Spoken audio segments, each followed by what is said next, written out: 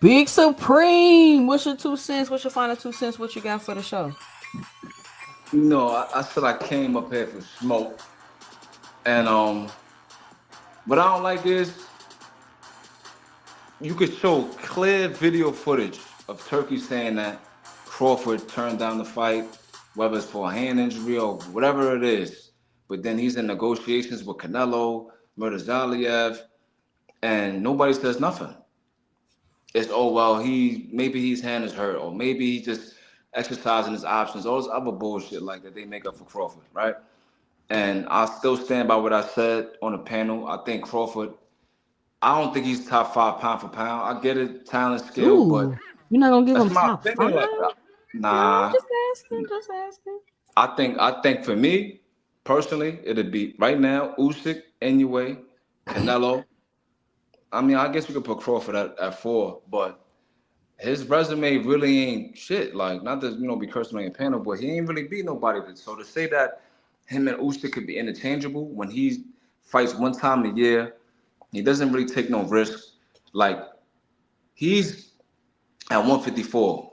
They got Virgil Ortiz, Murtazaliev. Even at 147, he had Boots. You got Charles Conwell. You got all of these live dogs that he has no interest in fighting, Yep. and he's never gonna fight them. And he always comes up with some kind of excuse for why he's not supposed to fight these dudes. And like he's like the king of hypothetical matchups. Like people turn down fights for Crawford, saying that well he's gonna knock him out. That's easy. And like it's crazy. This man has a WBO interim while being a champion. I don't get that. Yep. And for my last point, But hold on before your last point. Didn't Crawford already turn down a fight before with Virgil Ortiz? I believe Before Virgil. this time? He I turned down believe a fight before. that he did. I think when Boots beat Avanesian, Turkey got on Twitter and said that Right. he wants to make a fight with Crawford and Boots, and he turned that down. The next day, Turkey was like, "Look, he just he want to fight Canelo, and that's it." Yep. Yep. So to me, I think Crawford turns down multiple fights. Like we're not behind the Yep. scenes and we're not in these rooms when the negotiations going on, but I do believe Crawford Well, you turns know, down. Bob Arum said that about Crawford. For sure, I believe it. I think Crawford is smoke and mirrors. Like, all right, so this is my thing, right? This is a lot of stuff I want to talk about while I was on the panel, but I'm at work right now. But when you look at Crawford, you look at Shakur Stevenson, Andre Ward, Keyshawn, like that whole little clique that they got going on, like all of them are smoke and mirrors. When you look at Andre Ward and his career, he didn't have the best career, but they had him pound for pound number one. He lost the first Kovalev fight, whether it's Yeah. controversial or not. In my opinion, he got dropped and he still won. Same thing with Crawford. Same thing with Stevenson. Like I feel like there's like a click in boxing where it's like they're like the in crowd. I felt like dudes like Tank, they're not really fucking with them like that. Same thing with Haney. I feel like Haney was in that group too, but I don't know. Haney's career is in shambles right now. It's crazy. But I don't want to get long winded. I just want to say that I think Usyk is number They one because created their own in crowd. now Hey, they now. really did. And I feel like all of them move like Andre Ward. Andre Ward was very strategic and he picked opponents based on the right time in his mind. Like he never fought Adonis Stevenson. He didn't fight Bivol. He didn't fight Beterbiev. He didn't fight the live dogs that he was supposed to fight. So And he now they felt like projecting that on Tank. they projected it on Tank. When you look Yeah. at Tank, like they want Tank to fight every single. They want him to fight Keyshawn. They want him to fight Shakur. They want him to fight Haney, Tio. I had people say they want him to fight Matias. They want him to move up to 147. But then when it comes to Shakur, Haney, and these other dudes, they don't gotta do none of that shit.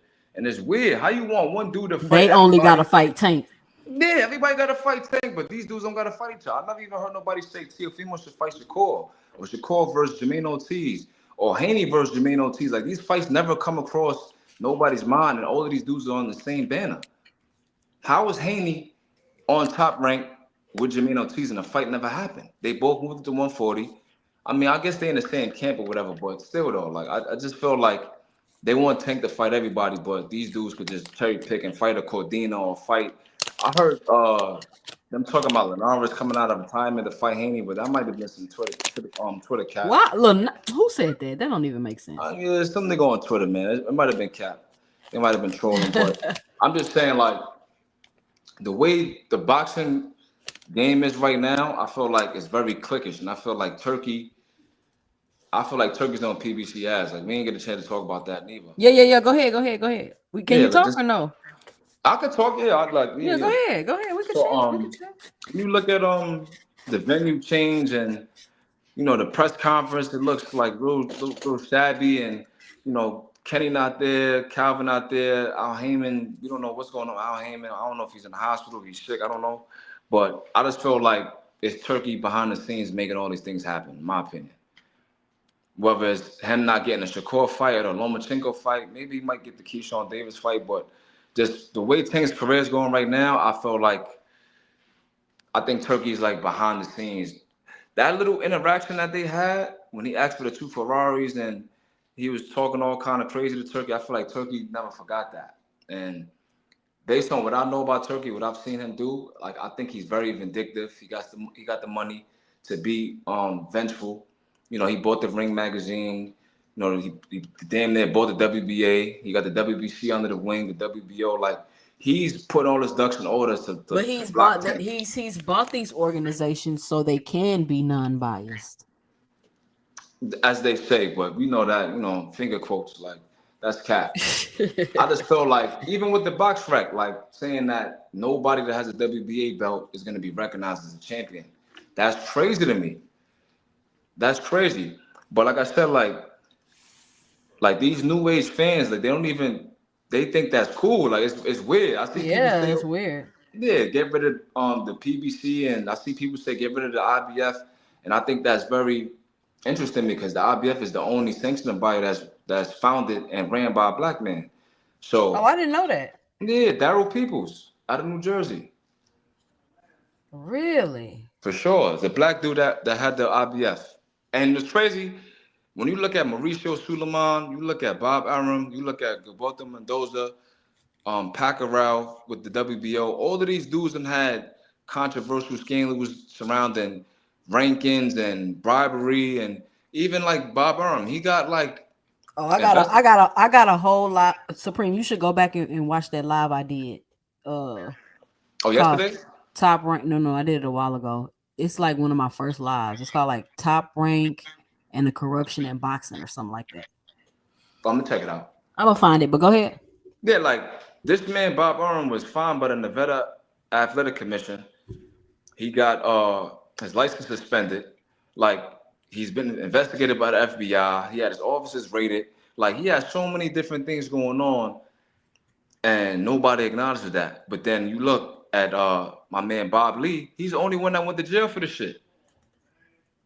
The Mm. only sanctioning body that's ran by a black man got a federal RICO and went to jail. All What he these go to other jail for? for selling the rankings and stuff like that. I think Bob Aaron wore a wire in his office. Don't quote me on that, but I might have to like search that up. I think Bob Aaron wore a wire, if I'm not mistaken. Oh man, we should do stories like this or Nah, something. for That's real. crazy. Like it's crazy. Like when you really go into the history of boxing, you see what these niggas done did. It's like yo, how these niggas ain't go to jail? But then you look at Daryl Peoples and they went to jail. Like how's the only black dude the only one to go to jail? These You niggas know, doing the man. same shit. Turkey's out in the open buying sanctioned bodies and buying the Ring magazine and doing this and interfering with So should people. that not be allowed What? for him to buy all this stuff? Hell no, because he's violating the Ali Act. He's violating. All right, so basically, when we knew that Bob Arum and Oscar, they both tag teamed and sued Al Heyman like 2015. They the basis of the lawsuit was the Ali Act saying that the man was operating as a promoter and a manager. And what's the act called where it's like you trying to monopolize something? I think it's the Sherman Act. So they basically were saying that Al Heyman was violating the Sherman Act and he was violating the Ali Act, right? They said he was trying to monopolize boxing. He was trying to be a manager, advisor, promoter. Your man Turkey's doing all of that in broad daylight. Nobody's saying shit. The fact that this man That's got and that's the point I always bring up when Al Heyman was doing. The people be like, he doing the same thing Al was doing. I'm like, first of all, he doing more than what Al was doing. But when Al was doing it, y'all say he was ruining boxing. That's what I'm saying. So now y'all love it because it's they call them sand niggas, Like you got this Arab dude, he got the WBO under the wing, he got every sanctioned body under the wing except IBF. And I find it very interesting that they had a convention and they was like saying that maybe the IBF should be like ostracized and they should get rid of the belt. You don't think it's weird that the only belt that's owned by a black dude, they saying that they should get rid of it? Come on. Every time a big fight happens, the IBF, they do what they gotta do. They strip these dudes But that why? don't But get why you fights. think it's a race thing? I mean, I get what you're saying, but I know a lot of times people think stuff be race things. But I really think it's a it race like thing. what else is it? Is it because they won't be able to have the control they can have, or he can't buy them out? Like, what is it? It can't. That's You know what probably I'm what it saying? is. Because you gotta look at it, right? When you look at, like I said, Al Heyman, they said he was trying to monopolize boxing. This dude is literally doing that in our eyes. He got all of the major sanctions, major promoters under the same banner. Frank Warren literally left Sky Sports and went to the Zone. So you got Frank Warren, Eddie Hearns, Oscar. I think even Ben Shalom, he's about to go to the Zone. You got Bob Arum talking about going to the Zone, and all of these dudes have the Riata season banner. How is that not violating the Sherman Act? And then, like I said, like when you look at the Jared Anderson situation that It's Bob because Arum, he's sponsoring them. Al Haymon was doing the same shit, but he still got hit with that $100 million lawsuit. So that's what I'm saying. Like when it's the black dude doing it, it's World War Ten. Like you got dudes clicking up and they putting lawsuits together. Mind you, that shit got thrown out. But the whole point is Turkey's doing it in broad daylight, way more flagrantly than Al Heyman was. Al Heyman don't even do interviews, bro. This dude's doing interviews every other day. He's talking on this dude's show, and nobody's saying nothing. They all support it. Oh yeah, Turkey's taking over boxing. Let them do it. Get rid of the PBC. So who should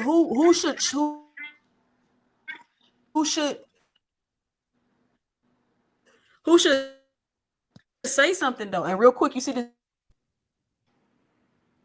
Yeah, I can see the screen, but Hello? you sound a little choppy. You can hear me? It's this video right here. It says top rank. Can you hear me? Yeah, I can hear you. It say top rank Bob Arum and how boxing corruption works. Go back and watch that live. It's some crazy stuff going on in that live. Yeah, I'm gonna check it out. But yeah, I don't want to But get too long yeah, in it. yeah, yeah. So I don't. But I was gonna ask though, like, who was supposed to report it? Like, who should be saying something? All right, so this is my thing, right? When Al Heyman came on the scene with PBC, the first thing they said was he's violating the Sherman Act. He's trying to monopolize boxing. He's bad for boxing. You got dudes like Rick Glazer coming out every fucking day saying that Al Heyman ruined the sport. But then we praise Turkey for giving these niggas inflated purses. Oh well, Turkey got the bag, so if they go over there, they're gonna get 3 times their worth. But you was mad when Al Heyman was doing that. This is what I'm saying. It got to be a race thing. It can't be nothing else. You got to do like Rick Glazer, who's on Twitter every day dissing Al Heyman. This nigga got indicted by the feds for like rolling back car autometers and some shit like that. Like this dude's a Yeah, criminal yeah, himself, yeah. bro. So it's like, what's going on here? It's only a problem when it's the black man. Mind you, this dude don't even say shit. Al Heyman doesn't even talk. You can't find an interview with Al Heyman saying anything. So the visceral hatred that they got for this man, it has to be race based. It can't be nothing else. They say, well, Al Haym is hard to work with. That doesn't make sense because all of the big fights that we've seen in the last 2 or 3 years has been with Al Heyman. So Mm-hmm. it don't really make sense. Even when you look at someone like Danny Jacobs, that was on the Zone for most of his career. I think he was managed by Keith Connolly. Keith Connolly said that Al Heyman was my mentor. He was instrumental in me being able to make these fights happen. So how is it that Al Heyman is not playing fair? I don't get it. He got dudes on the Zone. He got dudes on Golden Boy. He got dudes on Top Rank. I don't get it. So that's why I said it gotta be race based. And the optics to me look weird that you got 4 middle-aged white men that are all going at Tank, all going at Spence, all going at Wilder before he switched up, going at Heyman. Like that doesn't seem weird to anybody. To me, at least, Absolutely, it does. absolutely. And people been And saying something about it. and that's the problem. That's why I said like these boxing fans is funny. Like when they talk, they expose they say, "Oh, Tank didn't do this, Tank didn't do that." It's like, how can you do something when he's clearly being ostracized and clearly being blackballed? Like I said, And I don't know why people don't see it. It's like no matter what happens, they just overlook it and then spin it and blame Tank for something else. I'm like, dude, like I don't understand. Y'all kept saying Tank don't fight nobody when he literally just tried to fight Lomachenko. this nigga said he's not in the But you mood. know what, Big Supreme? What? This pissed me off too. I ain't gonna lie. How people gonna be okay with Keyshawn fighting Loma, but and say Tank? he too old to fight Tank, but people cool with This is what Keyshawn, I'm who's saying. younger than Tank, fighting Loma. I'm like, this Right. is crazy to It is me. crazy. Like, This what? nigga could Like, say that he's not in the mood, and then, oh yeah, Loba's not in the mood. You should have fought him 7 years ago. Then you see him at the fucking fight trying to fight Shakur, and everybody's like, oh yeah,